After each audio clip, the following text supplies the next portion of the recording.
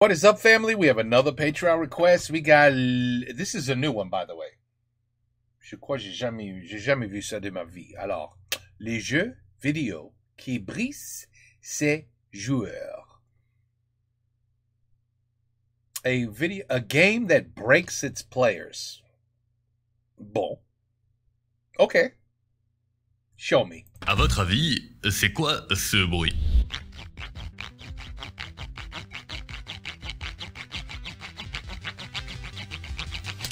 Bon, ok, on y reviendra plus tard. Je sais pas. Sneakers. Slippers. Something. Fear and Hunger est un jeu vidéo particulier.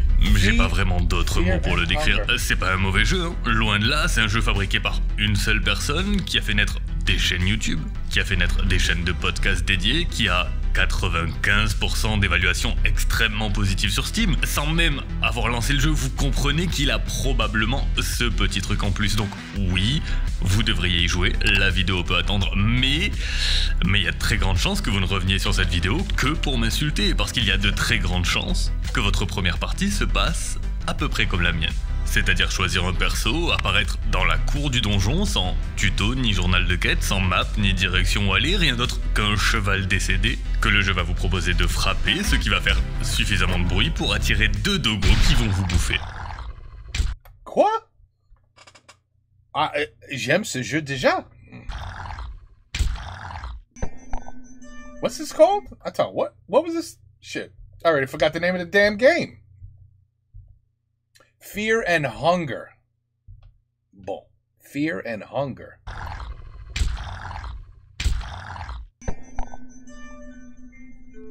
Et un retour à l'écran principal. Est-ce que vous connaissez le concept d'armure en scénarium? En fait, oui, vous le connaissez forcément. C'est ce truc qui dit que quand vous allez voir un film, et que George Clooney est en danger de mort dans les 5 premières minutes, vous savez très bien qu'il n'est pas réellement en danger de mort et qu'il va obligatoirement s'en sortir. Déjà parce que c'est le gars dont la tête est en 4x4 sur l'affiche du film, mais surtout parce qu'à 14 € la place de ciné, le film ne peut pas durer 5 minutes. Et ce concept, on le retrouve aussi dans la plupart des jeux vidéo. Parce qu'après avoir acheté un jeu, on n'a pas envie que notre première interaction ce soit une mort violente suivie d'un retour brutal à l'écran de démarrage, mais Fear and Hunger, visiblement, n'en a rien à faire de l'armure en scénarium.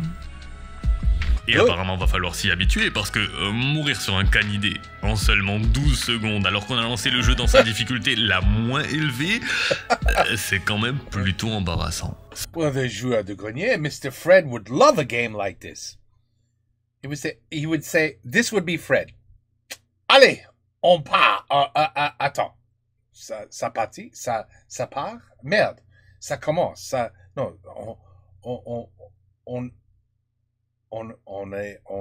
on a parti. Merde, je peux pas le dire maintenant. Ben, ça, c'est emmerdant. Anyway, you know, he would say, allez, ça commence. On joue. Quoi? Je suis mort? Déjà? Quoi? That would be Fred. Cela dit, je vous l'accorde, c'était peut-être un peu court. Ma seconde partie était sans doute un peu plus parlante. La première étape, c'est de choisir un des 4 personnages. Il y a le mercenaire, il y a la chevaleresse, il y a le prêtre obscur et il y a le voyageur. Chacun d'eux a des stats, des capacités différentes, mais tous souhaitent rentrer dans le donjon pour la même raison. Retrouver le chevalier le garde. Soit pour le voler, soit pour le sauver, soit pour le tuer, soit... C'est compliqué, mais c'est la seule info qui nous est donnée. C'est visiblement le but du jeu. Faut juste trouver un gars et s'échapper du donjon. Ça peut pas être si compliqué que ça. On y reviendra. Quel que soit le personnage choisi, la partie débute toujours de la même façon. Seul, dans la cour du donjon de Fear and Hunger, sans tuto, ni journal de quête, sans map, ni direction où aller, rien d'autre qu'un cheval décédé qui attire notre attention... Mais cette fois-ci, on va éviter de jouer à pignata cheval pour plutôt directement rentrer dans le donjon. But why didn't the wolves come out this time? What did he do differently? Bon. Les loups. Ils sont où, les loups? Bon, l'atmosphère est brillante. Brillante pour créer de l'anxiété et du désespoir. C'est exactement la direction artistique que j'attends à mon enterrement. Côté interface, on a une barre de vie, classique, mais aussi une barre de faim et de peur, d'où le nom du jeu. Et ces deux barres, elles se drainent continuellement, donc de façon tout à fait logique, pour éviter de mourir de faim, il faut se nourrir. Pour éviter de devenir fou, il faut consommer de l'alcool ou de l'opium. Et je vous l'accorde, c'est probablement la pire façon de résister à la folie dans la vraie vie, mais dans un lieu où la créature la moins effrayante, c'est ce géant qui est en train de me foncer dessus, ça se discute. D'ailleurs, j'ai pas réussi à le semer. And he's faster than you, that sucks. Mais le combat s'est lancé et... Pause, il faut qu'on parle de censure. La censure, c'est mal. Dans 99% des cas, c'est mal. Ici, la censure, c'est plutôt cool. Le garde que vous voyez actuellement n'est pas le véritable garde de Fear and Hunger. Disons qu'à la place de sa jolie petite jupe en cuir, se trouve normalement une troisième jambe. La version courte de l'histoire, c'est que Fear and Hunger est assez largement inspiré de Berserk, donc la gargantuesque liste de trigger warning qui accompagne ce jeu ne devrait pas être une surprise. C'est typiquement le genre de jeu qui donne envie de contacter un thérapeute, et un des outils fréquemment utilisés, c'est la nudité. Une nudité qui n'est pas là pour rien, qui n'est pas là pour choquer. C'est quoi ce truc-là? That's... Ouh, ça c'est pas une troisième jambe, ça. Ça c'est il faut couper ça immediately. Il faut le couper. Does he have a sword? S'il la coupe, trust me, the monster's gonna be like, holy shit, I'm getting the hell out of here. You know what I mean? He's gonna be terrified. C'est une femme? Mais il a des poitrines aussi. Mais qu'est-ce qui se passe là? I'm confused. Qui est gratuitement, qui est là pour créer un sentiment de malaise chez le joueur. Et entre vous et moi, ça fonctionne. Mais pour créer du contenu autour du jeu, le petit mode de censure est obligatoire.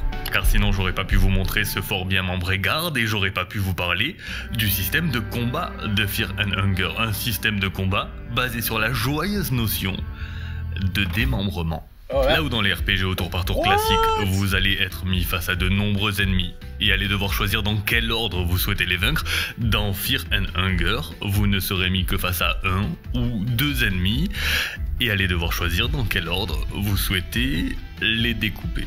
Choisir le bras armé en priorité paraît être une bonne idée, mais les jambes pourraient le mettre au sol plus vite. Viser la tête directement est aussi une option, mais du coup beaucoup plus risqué. C'est assez basique, assez facile à comprendre, mais là où ça devient rigolo, c'est que l'ennemi, il va faire exactement la même chose. Notre personnage est lui aussi composé de parties du corps, et lorsqu'on perd, je sais pas, un bras, on le perd pour le reste de la partie. No! Are you shitting me? You know what? That's how a game should be. That's how a game is supposed to be. Et perdre un bras encore, ça va, on peut plus porter de bouclier ou d'arme à deux mains, mais en perdre deux, c'est déjà beaucoup plus délicat. Et j'ai probablement pas besoin de vous décrire ce qui se passe lorsqu'on perd ses jambes ou ses For the rest of the game, you have to crawl. yeux. Alors, ça m'est pas arrivé sur ce combat, puisque j'ai réussi à tuer ce garde et donc pu récupérer en récompense le colossal montant de... absolument rien, en fait. Pas d'objet, d'argent ou de points d'expérience. Un bon gros, y a rien à voir ici mon gars, retourne plutôt explorer. Et étonnamment côté exploration, ça a été plutôt paisible en vérité. Je suis tombé sur un hôtel, j'ai prié et rien ne s'est passé. Ce qui est plutôt réaliste pour le coup, et quelques pas plus tard, j'ai même fait une agréable rencontre. Un personnage amical. Son nom c'est Buckman, il m'explique qu'il est tétanisé parce que le bien nommé Trortrur, le tortionnaire du donjon, le pourchasse. Il est juste en speedrun pour aller se planquer dans une chambre dans laquelle se trouve un lit, et le lit, c'est la ressource la plus précieuse de Fear and Hunger. Pas parce que dormir permet de se régénérer, mais parce que dormir permet de sauvegarder. Y a aucun système de sauvegarde automatique dans le jeu, et interagir avec un lit, c'est le seul moyen de le faire. Sauf qu'on n'est pas dans n'importe quel jeu. That used to be Grand Theft Auto, right? Grand Theft Auto, I think you had to go back to your house and sleep in the bed. And then you could save. Right? If I recall? Jeux vidéo. C'est évidemment pas si simple que ça. À chaque fois qu'on décide de sauvegarder, il faut choisir. Choisir entre pile ou face. C'est un 50-50. Vous faites le bon choix, la sauvegarde est acceptée. Vous ratez, comme moi lors de cette partie, et c'est pas une bonne nouvelle du tout. Oui, ça fera l'affaire. What? Voyons. Tu n'as pas besoin de tes jambes, n'est-ce pas? En tout cas, plus maintenant, c'est This is a hell of a game. certain. Tu n'aimes pas le tremblement de la douleur? Dans ce monde froid, il est difficile de ressentir du plaisir. Mais tu sais, la douleur et le plaisir ne sont pas si éloignés. Ce qui cause de la douleur à autrui peut apporter du plaisir à quelqu'un d'autre. Là où tu vas, tu n'as pas besoin de bras. Et que ça saute. Laisse-moi retirer tes parties sales et coupables. Et que ça saute.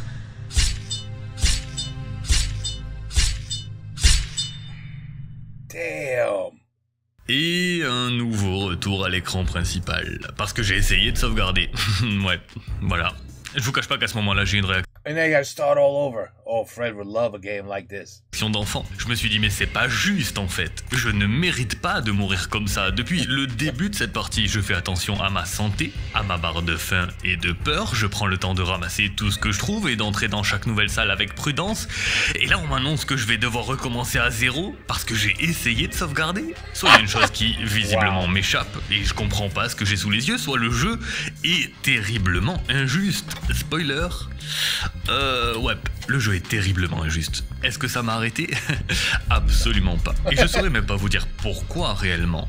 Je crois pas que ce soit la direction artistique, bien que très jolie, ni même la musique ou l'ambiance. Je crois que c'est surtout le fait que ce donjon me résiste. Comme s'il me criait au visage de ne plus revenir l'explorer, de ne plus lancer de nouvelles parties. Et c'est bête, mais je peux pas m'empêcher de penser que lorsqu'une chose est difficile à atteindre, honteusement surveillée et cruellement bien gardée, c'est qu'elle est forcément précieuse, non? En tout cas, c'est ce qui m'a donné envie d'envoyer des heures et des heures dans le jeu. Et j'aurais aimé vous dire qu'avec de la détermination, j'ai pu avancer et en sortir victorieux, mais absolument pas. Le jeu m'a piétiné. La run suivante, j'ai simplement marché sur un clou rouillé et je me suis vidé de mon sang. Celle d'après, il y a juste un trou qui s'est ouvert sous I bled to death. mes pieds et ça m'a explosé les deux jambes. Juste après, je me suis retrouvé coincé dans un puits à merde pour l'éternité. Puis j'ai voulu retirer Excalibur de mur et fini enseveli, à nouveau rendu buste parce que je croyais être une assiette empotrée au sol. Je suis mort d'éboulement, de faim, de soif, de décapitation, de démembrement et de tout un tas de choses que je ne peux même pas décrire en vidéo. Oh, wow. Vous savez combien d'heures de jeu ont été foutues en l'air dans les 9 dernières secondes de cette vidéo? Beaucoup trop. Beaucoup trop. Honnêtement, à ce stade, le jeu m'a donné 1001 raisons d'arrêter. Pourtant, j'ai toujours cru que j'aimais profondément les jeux difficiles. Sincèrement, mettez-moi sur une île déserte quelques années avec juste une paire de Dark Souls, un petit Darkest Dungeon et 6 tonnes de Doritos Savor Sweet Chili Pepper et vous ne m'entendrez pas dire une seule fois que je m'ennuie. And Superman 64. And Ninja Turtles. And Tintin. You have to include those, my friend, not just Dark Souls. Right? Exactement. Mais là, je comprends juste pas. Si ce jeu est supposé être un jeu de rôle, What the f... visiblement je joue le rôle de la victime, et c'était rigolo au début, hein. Mais se faire oblitérer ses heures de jeu sur un pile ou face, un ennemi random ou un événement aléatoire, c'est juste beaucoup trop cruel. Et très honnêtement, je vous le dis sans avoir les fesses qui claquent, ouais, à ce moment-là, je n'ai plus aucune volonté de relancer une partie. J'ai pas le mental pour ça. Fear and Hunger m'a brisé. Broke me. Ah, okay. Okay. Eh ben oui, you gotta start all over every time. I mean, those developers are assholes.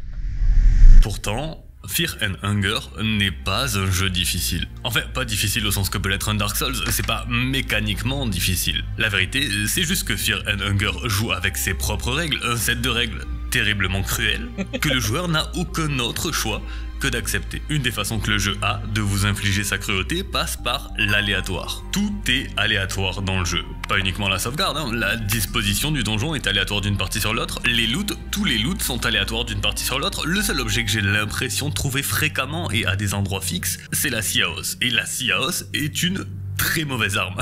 Même le lore du jeu est révélé aléatoirement. Et quand bien même il est révélé, il le sera de la façon la plus Fear and Hungeresque possible, c'est-à-dire à demi-mot et en mentant la moitié du temps. Vraiment. C'est un jeu qui renferme des secrets à l'intérieur de secrets qui sont eux-mêmes dans des secrets. Vous pourriez finir le jeu plusieurs fois sans jamais savoir qu'il existe tout un système de cuisine, d'artisanat ou de jardinage. Vous pourriez finir le jeu plusieurs fois sans jamais savoir qu'il existe un système de progression tout simplement pour apprendre de nouveaux sorts et de nouvelles techniques. Et je crois que tout ça, c'est pas uniquement là pour briser mentalement les joueurs. Il y a aucune histoire de vendetta personnelle là-dedans. Ce qui se cache derrière ce game design contre-intuitif au possible, ce qui se cache derrière ce qui pourrait passer pour de la cruauté pure, c'est que Fear and Hunger n'a pas décidé de récompenser ses joueurs avec un chiffre qui augmente, un petit bruit satisfaisant et 3 dégâts en plus au prochain combat. Il a décidé de les récompenser avec de la connaissance, en créant des moments que j'ai scientifiquement appelés le on, mais c'est pour ça en fait. Le clou rouillé par exemple, c'est probablement le truc qui a explosé le plus de mes runs. Choper une infection gratuitement et inévitablement crever quelques minutes plus tard juste parce qu'on a marché au mauvais endroit, c'est incroyablement cruel. Sauf que si vous vous souvenez du fait que nos personnages peuvent perdre leurs membres, si vous vous souvenez que des Ciaos sont fréquemment disséminés un peu partout à travers le donjon, et si vous vous souvenez du bruit que je vous ai fait écouter en début de vidéo, bah vous comprenez que oh, mais c'est pour ça. Holy shit. They even got the movie Saw in here. You saw you like the Saw movies? Right there you go. That's a Saw movie. Ça en fait. Mais... Bon, d'accord, je vous l'accorde, c'est dégueulasse. Et sur le papier, c'est tout con. Mais le fait de s'en rendre compte par soi-même, je vous assure que l'espace d'un instant, on croit être un génie. Attends. So, si t'as un clou dans ton pied, ça c'est pire de pas avoir un pied. On coupe le pied, that's healthier than walking around with a foot that has a hole in it from a nail. Ok. Et c'est franchement plutôt agréable. Surtout que des moments comme ça, Fear and Hunger en fait vivre des dizaines. Parce qu'il est là le véritable système de progression du jeu. Le jeu ne cherche pas à briser ses joueurs, il cherche à les former. La plupart du temps via une mécanique d'apprentissage par le DC, oui, et nul besoin de préciser que c'est très peu fonctionnel IRL, mais... le moment où on réalise que c'est pas le personnage qui gagne de l'expérience mais celui qui le contrôle, que chaque mort est en réalité une montée en niveau détourné et que ces morts il faut les chérir plutôt que les maudire, c'est le moment où tout s'inverse, c'est le moment où le joueur se dit qu'il peut à son tour briser Fear and Hunger. On est sur ma 29e run. Holy shit. Oh no, I could never redo... No. Ce guy. What? Ça fait précisément 3 semaines que Fear and Hunger me ponce le crâne avec le côté vert de l'éponge tous les jours. Sauf qu'à force de me distribuer des moments de « Oh, mais c'est pour ça en fait !» bah, je commence à la comprendre un peu mieux, cette salle de torture digitale, et cette fois-ci, j'ai un plan. Un plan en 4 étapes. La première, c'est de faire des réserves. Le but, c'est de ne plus jamais avoir à se soucier d'un manque de nourriture. L'idée, c'est de piller l'entièreté de la première section du donjon en évitant toute forme de combat. On fouille tous les tonneaux, tous les coffres, toutes les bibliothèques, on devrait tomber sur pas mal de nourriture, et on devrait aussi tomber sur une cage dans laquelle se trouve la petite fille. Et la petite fille se trouve être la pièce maîtresse de ma deuxième étape, obtenir la meilleure arme du jeu. Cette arme, c'est la Claymore, elle est vendue par Pocket Cat, le marchand itinérant de Fear and Hunger qui se trouve dans les mines et qui n'accepte comme paiement que des enfants. Oh my god. Wow. You gotta give him... Man, the person that made this game... Un peu, juste un peu, Coucou, un peu, juste un peu. Humain. Wow. Troisième étape, devenir le meilleur personnage du jeu, et pour ça on va devoir faire un raid sur cet étrange village raciste, délivrer Darcy, la chevaleresse, et l'épouser. Ce qui, dit comme ça, ne doit pas être très clair, mais le mariage dans Fear and Hunger est un concept un peu particulier. En fait, en se rendant sur un cercle de prière et en montrant son amour à un autre personnage, il y a une cinématique que je peux vraiment pas décrire qui va se jouer, et le résultat sera... un mariage. Mais pas un mariage dans le sens ils vécurent heureux et eurent 8 enfants, plutôt dans le sens ils vécurent dans le même corps et eurent 8 chromosomes restants. Dans Fear and Hunger, vous ne consommez pas le mariage, vous devenez le mariage. Et le mariage, il tape fort. Encore plus fort avec la meilleure arme du jeu entre les mains. Maintenant, la seule chose qui lui manque, c'est d'obtenir la meilleure armure du jeu. Et ça, c'est la 4e étape de mon plan, l'armure de pénitence. Problème, Elle est aussi livrée avec des pics internes prévus pour provoquer une douleur si folle qu'elle empêche le porteur de sombrer dans la folie, et il ne faudra pas plus de 3 minutes à mon perso pour se vider de son sang une fois à l'intérieur. Solution, l'anneau de sang inerte. Un anneau qui empêche toute forme de saignement et qui, pour je ne sais quelle raison, se trouve sur ce gars-là. Et là, uniquement là, on a tout juste assez de puissance pour affronter ce donjon maudit, pour faire face à tous les ennemis chelous que le jeu nous jette au visage et être insensible à la majorité de ses pièges. Il y a que comme ça que j'ai pu m'en sortir, il y a que comme ça que j'ai pu pour la première fois atteindre le garde et assister à mon deuxième moment préféré de Fear and Hunger, le moment où on se dit que finalement le jeu n'est peut-être pas si cruel que ça, qu'il fallait juste avoir un plan de jeu et s'y tenir. Mais he thought of all this by himself, or he had to cheat and find out? Because, come on, how could you figure that out on your own? Even if you redid the game 29 times, how the hell would you figure? But now I know what I'm supposed to do. Holy shit. Le moment où, muni de notre belle armure de pénitence, mariage et Clémor, on ouvre la porte de la cellule de Legarde et il est décédé. What? Non. Ok, ce qui se passe en fait, c'est que Fear and Hunger est aussi secrètement un speedrun. En réalité, lorsqu'on... Holy shit, on top of that, he was too slow! Oh my god. This guy is a son of a bitch who made this game. Pose un premier pied dans le donjon, il y a un chrono qui se déclenche et 30 minutes plus tard, quoi qu'il arrive, le garde décède. Ce que ça veut dire, c'est très simple.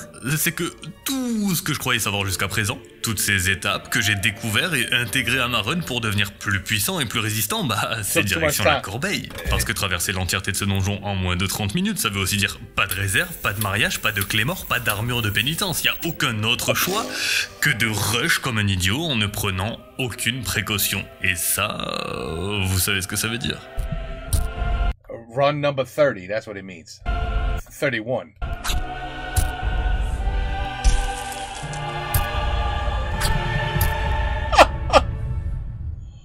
Je vais même pas vous dire combien de runs ça m'a pris pour à nouveau atteindre le garde, mais cette fois-ci sans aucune précaution, c'est personnel, je vous permets pas de juger, mais pas mal de runs. Oh my god. Le seul avantage, c'est I like this guy. He refuses to give up. qu'à ce stade, ce donjon, on le connaît beaucoup mieux. Déjà, on connaît à peu près le chemin pour atteindre le garde, on sait plus ou moins où aller et où ne pas aller, quel combat prendre et lequel absolument esquiver. Donc, en jouant de la façon la plus lâche possible et avec un peu de chance, j'ai pu une nouvelle fois atteindre le garde. Cette fois-ci, en moins de 30 minutes, et cette fois-ci, il était bien vivant. Et puis de là, sur le papier, il n'y a plus qu'à la récupérer dans son équipe, refaire le chemin à l'envers jusqu'à la sortie et GG Wellplay. Sauf qu'à la toute dernière seconde, on est mis face à un choix. Et il y a plusieurs moments dans Fear and Hunger où le joueur est confronté à un choix. Souvent le choix entre la peste et le choléra, entre mourir et mourir lentement, c'est pas un jeu tendre. Mais ce choix-là, il est vraiment pas comme les autres. Au moment de s'échapper, le garde nous dit que sa mission dans le donjon n'est pas terminée et nous propose soit de l'accompagner à nouveau, soit de s'en aller. Et vous pourriez choisir de partir. À aucun moment, le jeu ne vous indique que c'est une erreur. Vous auriez même un écran de fin de jeu et les crédits qui défilent. Vous pourriez Alt F4 et le désinstaller, sans jamais y toucher à nouveau, en pensant en avoir fini avec ce jeu cruel. En pensant avoir battu Fear and Hunger. Mais ce serait une terrible erreur, parce qu'en acceptant d'y retourner et en accompagnant le garde un peu plus loin dans les profondeurs de ce donjon, il reste un endroit inexploré, un long couloir au bout duquel se trouve une porte et derrière cette porte se trouve beaucoup plus.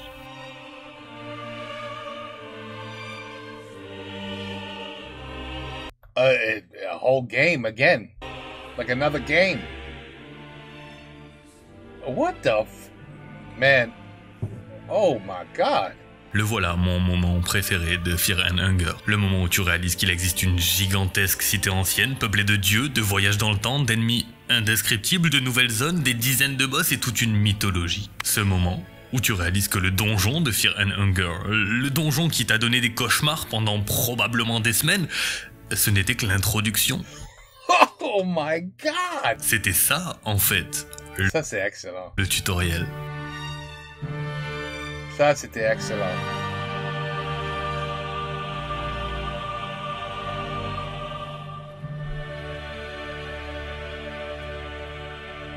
Holy crap.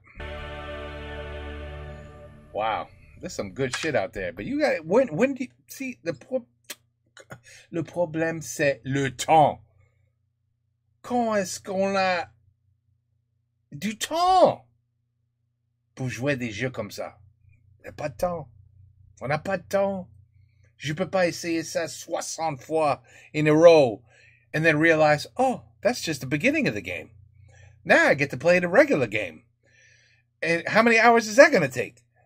I mean, on n'a pas de temps. Ça, c'est le problème avec la vie aujourd'hui. On n'a pas de temps. J'aurais aimé vous dire que je suis tombé sur ce jeu sur une disquette dans le vieux garage de mon oncle ou aléatoirement en scrollant sur Steam, soir de solitude, mais ce serait un mensonge. Je suis tombé sur Fear and Hunger parce qu'un de mes créateurs de contenu anglophone préférés, Super Wolf, en a fait une vidéo intitulée « Le jeu vidéo le plus cruel ».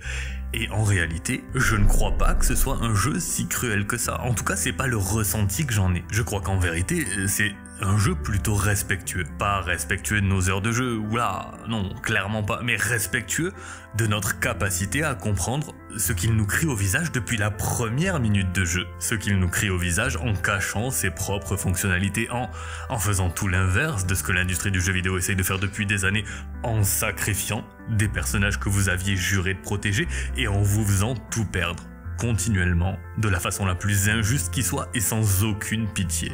Et ce message, c'est que Fear and Hunger n'est pas un jeu vidéo, et que si vous le voyez comme ça, vous allez être très déçu, parce que je crois qu'il n'essaie même pas de l'être. Ce que Fear and Hunger essaie d'être, c'est pas un jeu, c'est un simulateur de donjon maudit. Évidemment que si tu sautes dans un trou, tu vas te péter les deux jambes, évidemment. Si t'es infecté jusqu'à l'os, y a pas beaucoup d'autres choix que d'amputer. Si tu te fais attaquer par un homme lézard de 3 mètres, la meilleure solution, c'est sans doute de fuir. Bien sûr qu'en tapant une sieste dans un donjon rempli d'ogres, t'as une chance sur 2 de te faire croquer, ou que de sauter dans la fosse qui semble dégager une forte odeur fécale, c'est probablement une idée de merde. Fear and Hunger n'essaie pas d'être équilibré, n'essaie pas d'être juste, n'essaie même pas d'être agréable en vérité, et c'est parce qu'il n'essaie pas d'être un jeu vidéo. Il essaie d'être vrai, cruellement vrai, et ça, il le fait cruellement bien. That's excellent. Excellent. And the guy was really good. This guy, that was an excellent video. Explained it perfectly. Woo. Wow. When do you have time to play shit like this, though? When? When? How? How's it possible? The only way I could see that you have time to do this is if your full-time job, I'm talking 8 hours a day, is being a YouTuber. Not even a YouTuber, is being a